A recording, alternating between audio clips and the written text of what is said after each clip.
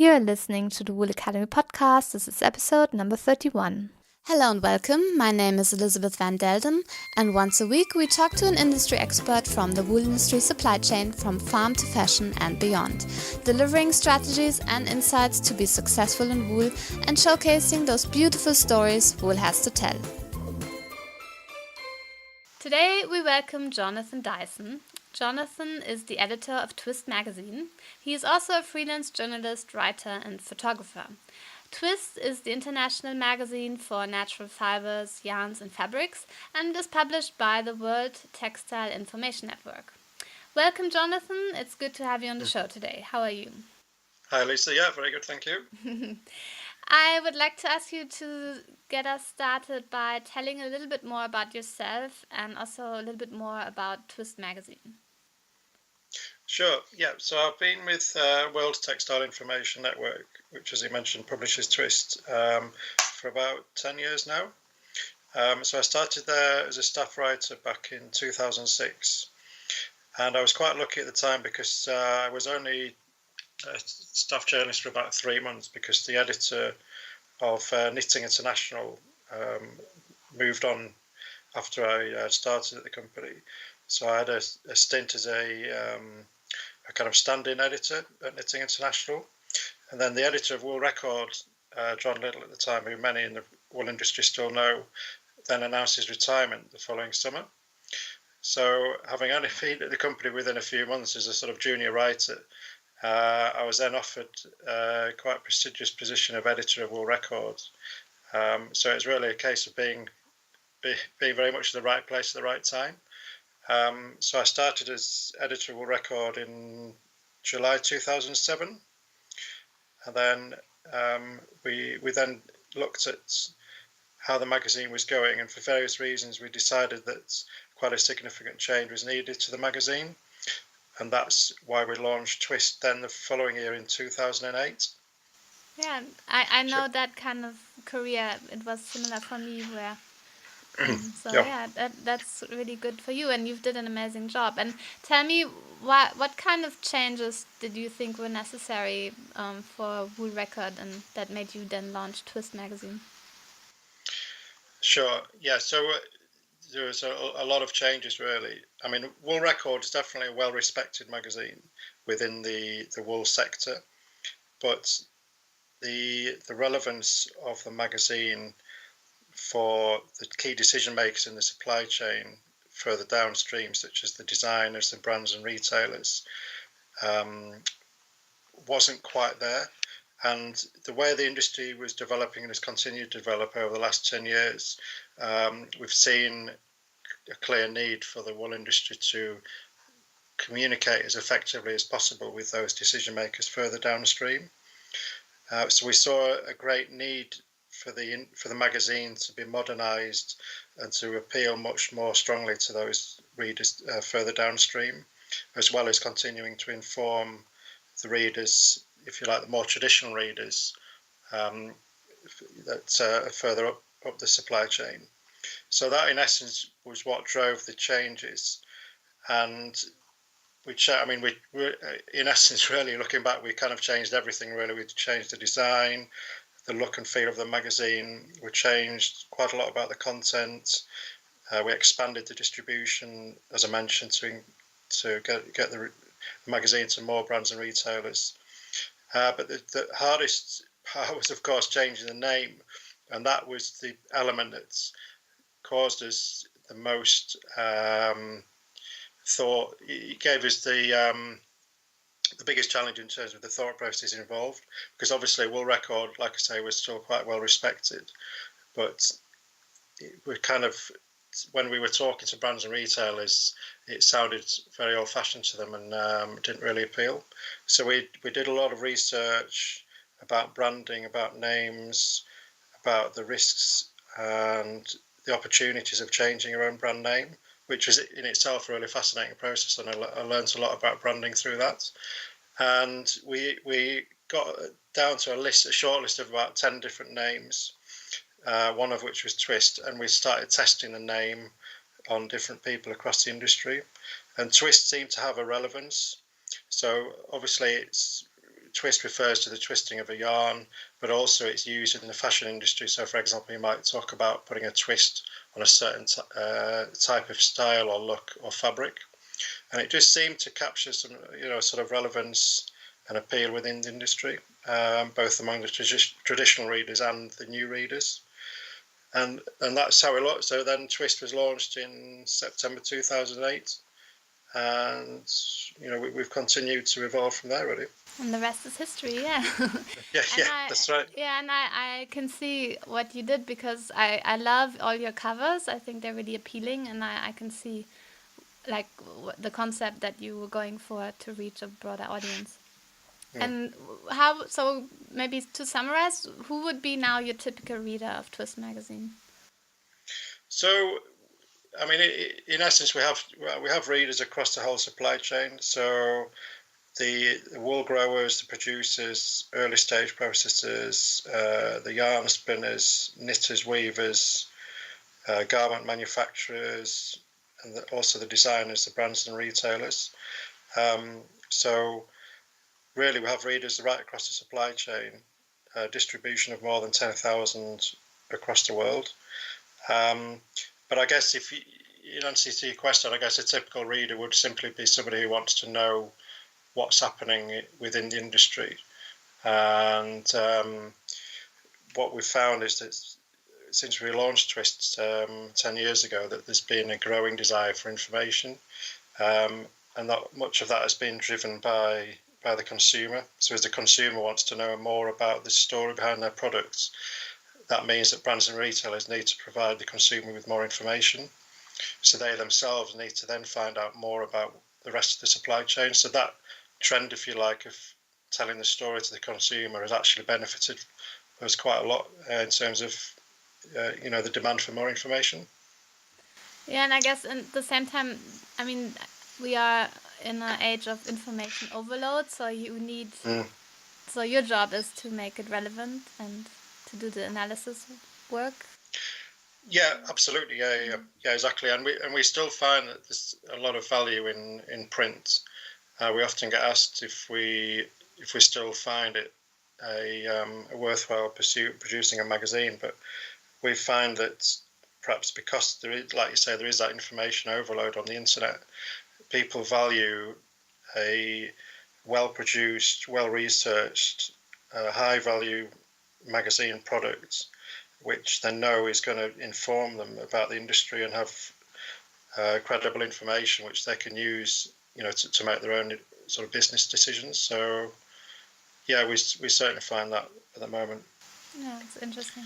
And tell us a little bit more about World Textile Information Network, who is the publisher of Twist magazine. Sure. Yeah, that's right. So, WTIN, as it's known for short, is based in Leeds in Yorkshire in the UK. And it's been around, I mean, Wool Record was around for about 100 years. Well, WTIN has actually been around for about 130 years, the way it traces itself back. So it was originally based in Bradford and then moved to Leeds a few years ago. So WTIN publishes Twist and 6 other magazines, which are Knitting International, Non-Wovens Report International, International Dyer, Future Textiles, Digital Textiles, and a new magazine which we've launched recently called IoTex, which is about the phenomenon of Industry 4.0 and how that relates to the textile industry. And WTIN also has WTIN.com, which is a unique online news and analysis service, which is increasingly popular. And we find that companies, we've got a lot of big brands who subscribe to that to find out information about the whole industry and all the different sectors that we cover. We also organise events, and we have partnerships with many major textile associations. So it's a company of I think we employ about 35 people now, but we have a global reach and we're always on the road travelling, and I think we're very well known now in the industry. So yeah, it's a great company to be part of. Yeah, that's true. I did bump into you many times at different textile fairs. So Yeah, you that's are right. quite a bit on the run. And you say that there's then a good balance between digital and printed magazine, because obviously things sometimes move so quickly that you can cover that through digital, but then some stories can be better told in the printed version. Yeah, absolutely. Um, I guess in essence, the where the internet is the most valuable medium is the speed. So if a news story breaks straight away, then obviously now people can access that information straight away rather than waiting for the next magazine to be published. But at the same time, we do find the value in the print medium, not only because of the content, but also the distribution. So the fact that a magazine can be distributed at textile exhibitions, or for example, as we saw last week, handed to each delegate at the RWTO conference in Harrogate. So so we find that readers value the online as well as the print media, and enjoy the benefits of having both. We also have a mobile app as well, a WTAN app, which we find increasingly popular as well as people access their news on the go. Using the app, you can just get the latest news straight away on your phone. So across desktop, mobile, and print, we like to think we've got it covered. Indeed, yeah. And I read that that 2016 was one of the most successful years of Twist magazine since it was launched in 2008. What do you think are the reasons, besides, of course, the great work that you and your team do? Sure. Well, I would say the main reason um, for last year's success was our decision to launch a new Chinese edition, and we were so pleased with that. We've actually now got 2 Chinese editions. So the Chinese edition we launched last year is for the September issue, and we'll be continuing that again this September. But we also launched a second Chinese edition, which publishes in February. So our Chinese editions are both distributed at Intertextile Shanghai in March and October, and also the September issue is distributed at the Nanjing Wool Market Conference. So reaching out to more of the Chinese textile, fashion and interiors industry has really helped us grow our advertising, helping the growth of 30% last year. So I would say that was the main reason. But as well as that, just going back to what I said earlier about the trends that we're benefiting from, for more desire for information. And I think also, particularly in the wool industry at the moment, there's certainly a greater confidence and optimism about the industry that I've probably not really seen in the 10 years that I've been in the industry. So I think we've seen people increase their marketing budgets as well, which has also helped increase advertising. So I would say there are a lot of the factors that have helped us, the success that we've had over the last year or so. Yeah, that must have been nice to finally be able to report about the wool industry on a more positive note than the year when you started. Yeah, definitely. Yeah. And of course, you don't only cover wool, you also cover other natural fibers. I see a lot about cotton in the Twist magazine. But when you cover all these different fibers, do you see some commonality about the natural fibers? Yeah, absolutely. Um, I mean, the commonality really is, and it sounds like I'm stating the bleeding obvious, but the commonality is obviously the competition from man-made fibers, which continue to take an increased share of the overall fiber market globally. So, as well as wool, cotton is dealing with issues of how it can grow its demand, how it can appeal to more consumers, how they can educate consumers more about the value of cotton. So there is definitely that commonality. And I thought it was really interesting in the presentation given by Christian Schindler last week. Christian Schindler from the International Textile Manufacturers Federation in Harrogate last week, who said that while wool is a luxury fibre, slowly cotton is becoming a second luxury fibre. So it's interesting that natural fibres are seem to be heading towards a situation where they need to focus on high value products and really making sure consumers are aware about why those products are more expensive and have more value attached. So that's definitely a commonality. Obviously, as well, the with natural fibres is the challenges created by seasonal conditions, that sort of thing, which have an impact on supply. Mm-hmm. And where do you see that wool is very different compared to the other natural fibers? Well, I mean, obviously the clear difference between wool. Well, I would say if you'd like, I could bracket wool and other animal fibers versus cotton as a plant fiber. Mm-hmm.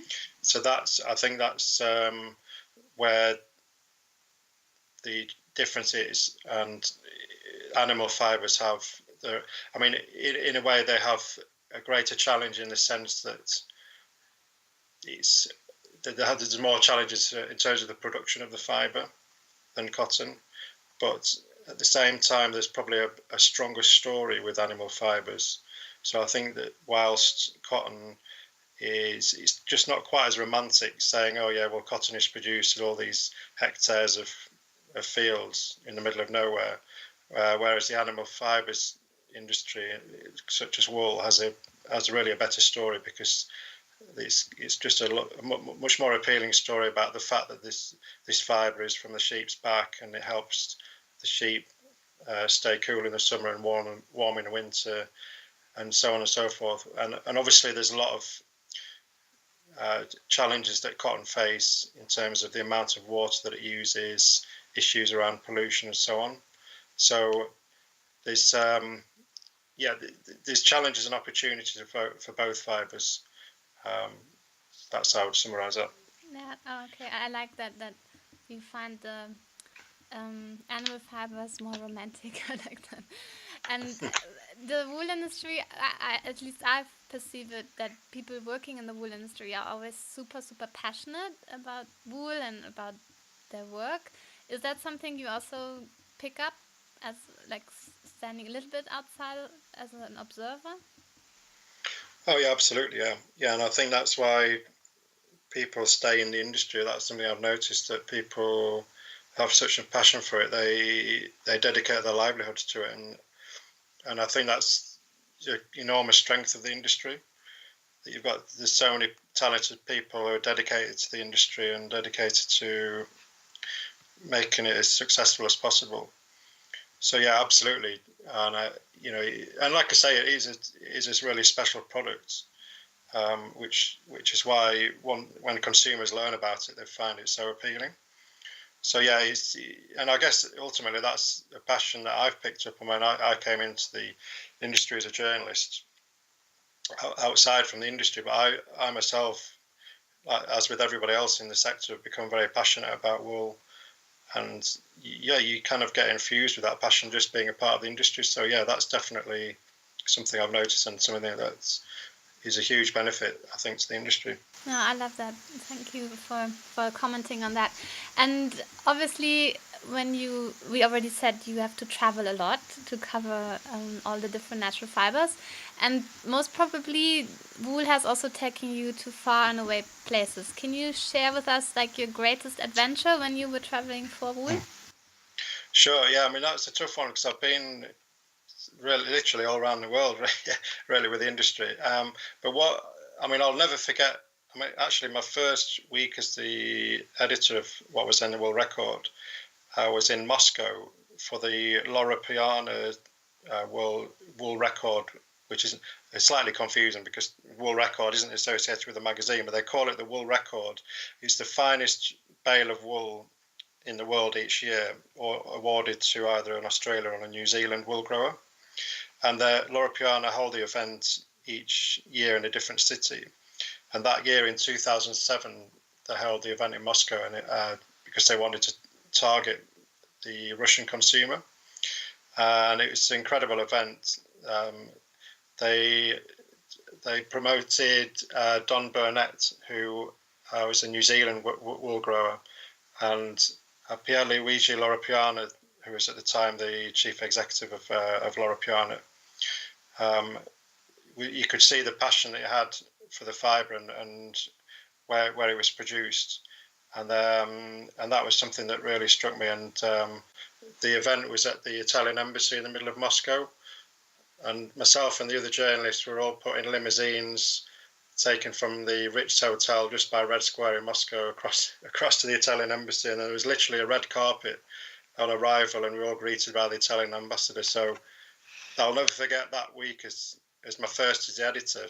It sort of highlighted how the value of wool as a product and its position in the luxury sector. That was quite an incredible experience. As well as that, I've also been lucky enough to visit sheep farms in Australia.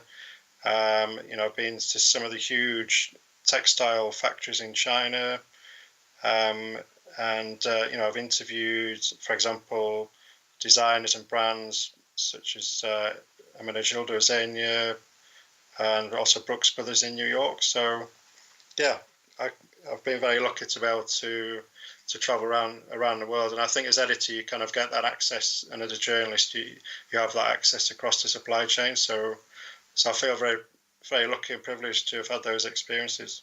Wow, yeah, that sounds amazing. Well, yeah, I asked that because I presumed that you have these really nice stories, and Sure. we already. I mean, you mentioned a little bit earlier about storytelling, and also that you find like that wool comes off the back of a sheep fascinating. But can you tell us, is there something about, like, a story about wool that you find the most fascinating? Yeah, I mean, you're talking about some of the front covers we had earlier. So last year, our October issue had a lot of feedback. The front cover, which I'm just looking at the moment, the front cover the image was supplied to us by a German brand called Autovox, which is a German outdoor wear brand, and they use merino wool from Tasmania, and we'd done a feature about Tasmanian merino, which is a brand which is being pushed a lot more at the moment, and they've really got big plans to attract more interest from brands and retailers around the world. And this image is of some mountaineers right on the top of a mountain, and it's a really spectacular image which seemed to get a lot of attention, and that seemed to be a great way to tell the story. And I think again that's something that came shining through the conference last week and some of the sessions about how to tell the story. The power of the image just can't be underestimated, whether you're talking about fashion or interiors. So that would be the tip that I would take away. I think sometimes it's easy for us as companies trying to promote ourselves to get bogged down in the detail of wording, but at the end of the day, an image can be more effective than anything else, and that's certainly something worth investing in. So that would be my main tip. Wow, and that from an editor who Well, yeah, I is all guess about words. yeah. I mean, I'm not. Yeah. I guess it sounds like I'm trying to devalue the written word, but that is obviously vitally important. But as a magazine editor, I also understand the value of a great image, and I think in terms of tips for the industry as a whole, that would be my main one, because that's what grabs people, and yeah, that is certainly something worth paying a lot of attention to, and perhaps the industry isn't doing as much of it as it could at the moment. So I think that would be my one point there, I think. Excellent. Well, thank you so much, Jonathan. That was But, really interesting. And before we come to an end, how can listeners find out more about Twist Magazine, and how can they connect with you? okay, sure. So you can go to our website, which is www.wtin.com, which will give you all the information about Twist Magazine, how to subscribe, and also the Natural Fibres and Yarns channel on that website, which complements the magazine.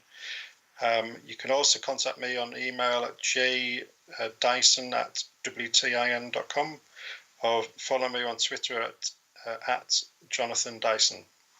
So they're the main ways to contact me, and do feel free, anybody listening to this, to drop me a line if you have any questions. Yeah, and I'll link to all those different websites and email addresses and Twitter on the show notes. And indeed, Jonathan is a very active Twitter activist, so for sure go and follow him as well. Well, thank you, Jonathan, for your time, and I wish you continued success with your magazine. Pleasure. Thank you very much, Lisa. Thank you. Bye. Thank you. Bye. Hopefully you enjoyed this interview with Jonathan Dyson as much as I did. All the links that were mentioned can be found in the show notes. Just visit elisabethvandelden.com/031. Once again, that's elisabethvandelden.com/031. Please do let me know what you thought of the show today by leaving a comment in the show notes. I would also love to hear what your favorite trip was for the wool industry. Just visit show notes at elisabethvandelden.com/031 and tell me your story of where wool has led you to an amazing place or experience. Also, make sure to connect with me on Facebook, LinkedIn, Twitter, or Instagram. I would love to catch up with you there as well. And have a great day. Bye for now.